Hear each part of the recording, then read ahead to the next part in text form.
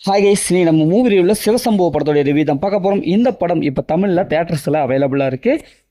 இந்த படம் ஒரு அதிரடி ஆக்ஷன் மூவியாக வெளியே வந்திருக்கு. இப்போ இந்த படத்தோடைய கதையை பார்த்துடலாம். படத்தோடைய ஹீரோ ஒரு போலீஸ் இன்ஸ்பெக்டராக இருப்பார். அவர் 2 கொலையை பண்ணிடுவார். இந்த 2 கொலையும் அவங்களோட ஒர்க் பண்ணுற மற்ற போலீஸுக்கு தெரிய வரும்.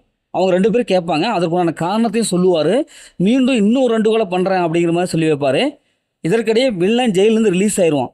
பார்த்தா அந்த கல்யாண மோசடினால நம்ம ஹீரோ பாதிக்கப்பட்டிருப்பாரு. ஜெயிலேருந்து ரிலீஸ் ஆனவங்கள நம்ம ஹீரோயினை தேடுவான்.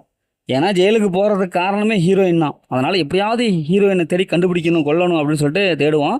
உடனே ஹீரோயின் நம்ம ஹீரோடைய லவ்வராக இருப்பாங்க. இப்போ இறுதியில் வில்லங்கிட்ட இருந்து எப்படி ஹீரோயினை காப்பாற்றுறாங்க, ஹீரோவுக்கு நேர்ந்த அந்த சம்பவம் என்ன, இறுதியில் என்னாச்சு அப்படிங்கிறதா இந்த படத்துடைய கதை.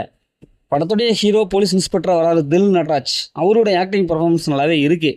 ஏன்னா இவருடைய கேரக்டர் ஒரு காதல், அதுக்கப்புறம் கோபம், சண்டை, இப்படி எல்லாத்துலேயும் பேஸ் பண்ணணும். அதே மாதிரி சூப்பரான ஒரு ஆக்டிங் பர்ஃபார்மன்ஸ் கொடுத்துருக்காரு.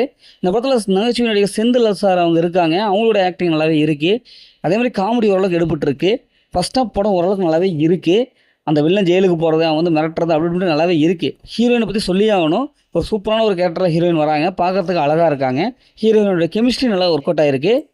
படத்தோடைய மைனஸ்ன்னு பார்த்தா, இது மாதிரி படங்கள் ஏகப்பட்ட படங்கள் பார்த்து பழக்கப்பட்ட அதே சீன்ஸ் தான். கொஞ்சம் ப்ரிடிக்டபுளாக இருக்குது. இன்னும் கொஞ்சம் வேல்யூபுளாக எடுத்துருக்கலாம். செகண்ட் ஹாஃப்லாம் அந்த ட்விஸ்ட் எண்டிங்கே இல்லை, ஈஸியாக கெஸ் பண்ணிடலாம் இப்படி தாப்பா நடக்க போகுது அப்படின்ட்டு.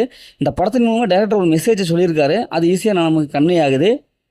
இந்த படத்தோடைய காமெடி ஓரளவுக்கு கிரன்ச்சாக இருக்குது, அந்தளவுக்கு எடுபடலை. படத்தில் அந்த மாதிரி சீன்ஸில் எதுவுமே இல்லை, ஃபேமிலியோட பார்க்கலாம். மொத்தம் இந்த படம் சூப்பராக சொன்னாங்கன்னா இந்த படம் ஒரு ஒன் டைம் வாட்சபிள் தான் நான் சொல்கிறேன். ஓகே, இதே மாதிரி அடுத்த ஒரு புதிய மூவியில் சந்திப்போம்.